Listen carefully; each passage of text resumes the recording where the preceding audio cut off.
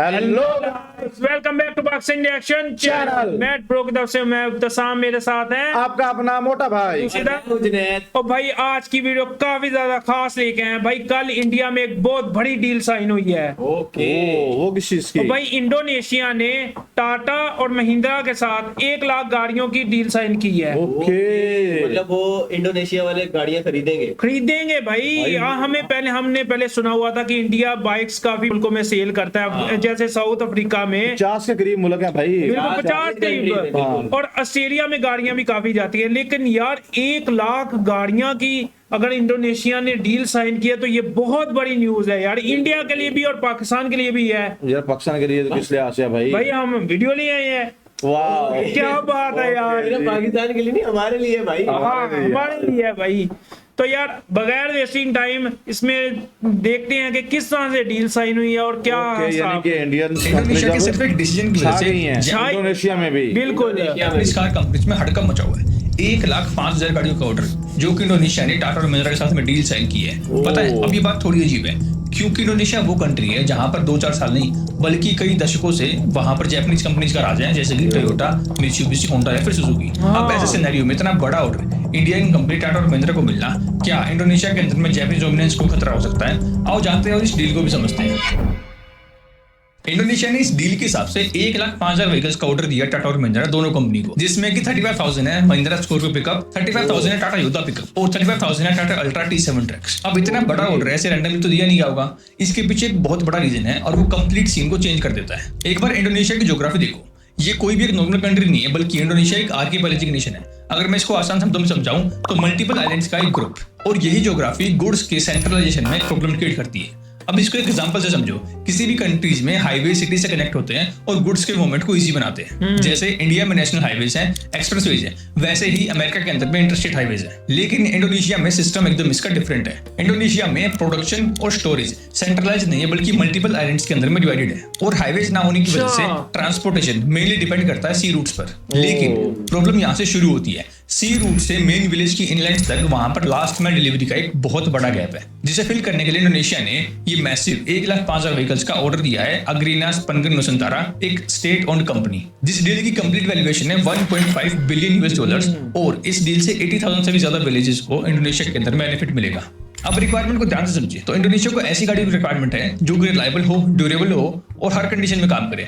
और जब बात आती है रिलायबिलिटी की तो वहां पर सिर्फ एक ही नाम माइंड में आता है, टोयोटा या फिर बाकी जापानीज ब्रांड्स। और यहाँ तक कि अगर मैं आपको वर्ल्ड की top 10 most reliable car brands की लिस्ट में दिखाऊं तो उसमें टॉप 10 में सिर्फ 6 जापानीज ब्रांड है और टॉप पर है टोयोटा।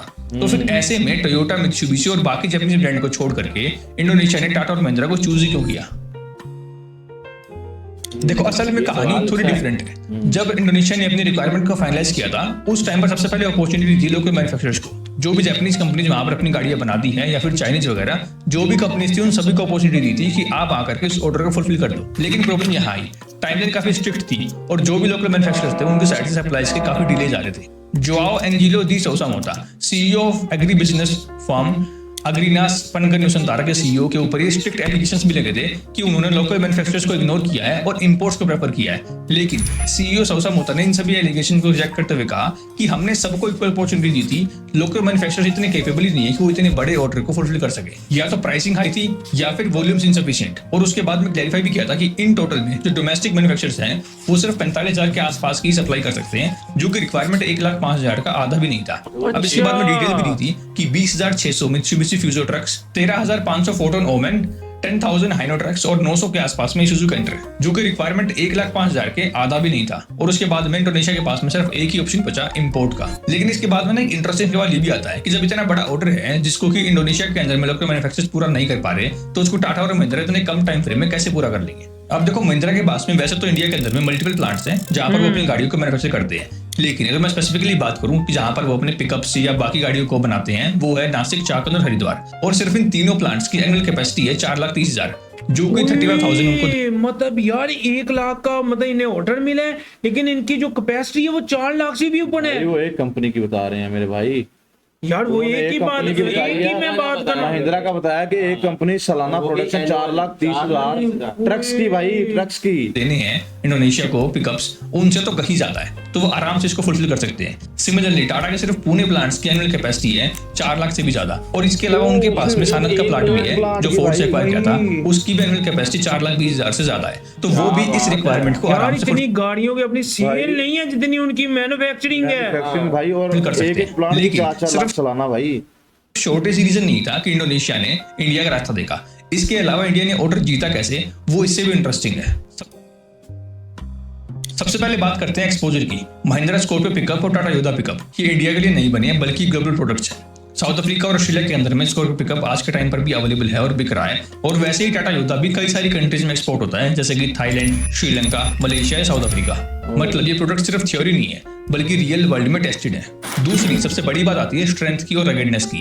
इंडिया के अंदर में महिंद्रा और टाटा 1950-60 से ऐसी गाड़ियां बना रहे हैं जो कि लंबे टाइम तक चले, और यहाँ तक कि इंडियन आर्मी भी इनकी गाड़ियों को यूज करती है और ट्रस्ट करती है। और ये गाड़ियां टूटने के लिए नहीं बनी बल्कि बेकार से बेकार कंडीशन के अंदर में परफॉर्म करने के लिए बनी है, और वो हमें दिखता भी है इंडिया के अंदर भी और पूरे वर्ल्ड में भी महिंद्रा और टाटा की गाड़ियां रगेड होती है। लेकिन असली गेम यहाँ पर आया कॉस्ट का। सिर्फ गाड़ी को खरीदने की कॉस्ट नहीं बल्कि उसको चलाने की कॉस्ट। अब इसको एक एग्जांपल समझो। एक महिंद्रा स्कॉर्पियो पिकअप की अपफ्रंट कॉस्ट है 15 लाख रुपए, लेकिन उसको 10 साल चलाने के लिए fuel, maintenance, wear and tear सभी मिला करके वो ऑलमोस्ट पहुंच जाएगी 30 लाख रुपए, मतलब कि double of the price of car. अब इसी कैलकुलेशन में अगर जापानीज गाड़ियां जो ऑलरेडी महंगी है अपफ्रंट कॉस्ट में उनको खरीदा गया और फिर उनको 10 साल तक चलाया गया तो वो और भी ज्यादा महंगी पड़ेगी, और उस केस में इंडिया की गाड़ियां काफी सस्ती पड़ती है, प्लस वो ऑलमोस्ट वैसी वैल्यू ऑफर कर देती है। मतलब जापानीज गाड़ी एक्सपेंसिव भी थी और उनकी सप्लाई भी लिमिटेड थी, और इसी बात को सीईओ साउसा मोता ने क्लैरिफाई भी किया था। अगर हमें स्ट्रॉन्गर और चीपर ऑप्शन मिल रहा है तो फिर हम एक्सपेंसिव और वीकर की तरफ क्यों जाएं? और यही मोमेंट था जहां पर इंडिया ने जापान को बीट कर दिया। स्टोरी यहाँ पर खत्म नहीं होती। कुछ दिनों पहले इंटरनेट पर ये खबर फैल गई कि इंडोनेशिया ने टाटा और महिंद्रा के ऑर्डर को होल्ड कर दिया है, लेकिन असल कहानी थोड़ी डिफरेंट है। रिपोर्ट के अकॉर्डिंग इनिशियल डिलीवरी स्टार्ट हो चुकी है और करीबन 1000 पिकअप ट्रक्स इंडोनेशिया के अंदर में डिलीवर भी हो चुके हैं। साथ ही डील भी अभी तक इंटैक्ट है और एडवांस पेमेंट 30% के आसपास भी की जा चुकी है। मतलब प्रोजेक्ट रुका नहीं है, अभी भी चल रहा है। तो फिर प्रॉब्लम कहां पर आई? इंडोनेशियन चैम्बर ऑफ कॉमर्स के वाइस प्रेसिडेंट सलेह हुसैन और उनकी टीम इस डील के फेवर में नहीं है, और वो बार बार प्रेसिडेंट को कन्विंस कर रहे हैं कि इस डील को दोबारा से रिकंसिडर किया जाए। उनका कंसर्न सिंपल सा है कि अगर सीबीयू यूनिट्स इंपोर्ट किए गए तो लोकल मैन्युफैक्चरर्स को नुकसान होगा, और ऊपर से कंट्री को भी इकोनॉमिक बेनिफिट नहीं मिलेगा। मतलब ये सिर्फ एक डील नहीं है, अब ये एक पॉलिटिकल लेवल डिबेट बन चुकी है। फिलहाल ये डील अभी भी कंट्रोवर्सी में है और इसके ऊपर फाइनल वर्डिक्ट आना भी बाकी है। लेकिन अगर ये डील सक्सेसफुली एग्जीक्यूट होती है तो इंडिया के लिए एक बड़ी स्ट्रेटेजिक विन होगी, क्योंकि इंडोनेशिया की ऑटो मार्केट लगभग 4.8 बिलियन यूएस डॉलर्स की है। डील क्या हो गया आपको? 1000 गाड़ियां भी हो गई हैं, 30% एडवांस चला गया वहां पर 65% से भी ज्यादा मार्केट शेयर इस टाइम पर जापानीज ब्रांड्स के पास है, और ऐसे में 1,05,000 व्हीकल्स की एंट्री इंडिया से अगर वहां पर होगी तो वहां पर कई सारे बदलाव ला सकती है, जैसे कि ब्रांड रिकॉग्निशन मिल सकता है दोनों कंपनीज को, आफ्टर सेल सर्विस से बिजनेस एक्सपेंशन हो सकता है, और साथ में लॉन्ग टर्म फिजिकल प्रेजेंस तो मिलेगी ही। मतलब ये सिर्फ एक डील नहीं है बल्कि एक एंट्री पॉइंट है इंडोनेशिया की मार्केट के अंदर। अब सबसे बड़ा सवाल ये है कि क्या टाटा और महिंद्रा इंडोनेशिया के अंदर में अपनी वर्थ को प्रूव कर पाएंगे? क्या वो जापानीज ब्रांड्स को टक्कर दे पाएंगे या फिर सिर्फ एक टेम्परेरी एक्सपेरिमेंट बनकर रह जाएंगे? बाकी ये तो भी देखने वाली बात है। अगर आपको वीडियो में यहाँ तक कुछ भी अच्छा लगा है तो ओके हो गया जी भाई। यार जापानीज ब्रांड तो एक नाम ही रह गए हैं, अब सिर्फ नाम इंडिया के अंदर हो गया टाटा या महिंद्रा, 2 ही ब्रांड है जो फेमस हैं यार। भाई आने वाले वक्तों में मुझे लग रहा है कि ये एशिया पूरे में जो इंडियन ऑटोमोबाइल है ये छा जाएगा। बिल्कुल भाई, और वो वाकई में टक्कर दे सकते हैं। जैसे उन्होंने जो पॉइंट बोला था ना कि अगर वो जापानी गाड़ी खरीदते हैं और उसके बाद उसको सालाना उसकी रिपेयर मेंटेनेंस के, तो वो भाई डबल ट्रिपल पे पहुंच जाते हैं। बिल्कुल ऐसे है। एक तो ये गाड़ियां सस्ती हैं, बिल्कुल। दूसरा इनकी प्रोडक्शन बहुत ज्यादा है। जापानीज भी ये ऑर्डर पूरा नहीं कर सके। उनकी एक प्लांट की प्रोडक्शन 4 लाख सालाना है, 4 लाख प्लस सालाना है। तो एक दफा अगर एंट्री हो जाती है इंडोनेशिया में, अगर 1000 ट्रक डिलीवर हो गए हैं तो मुझे लग रहा है कि ये डील जो है ना ये फाइनलाइज हो जाएगी।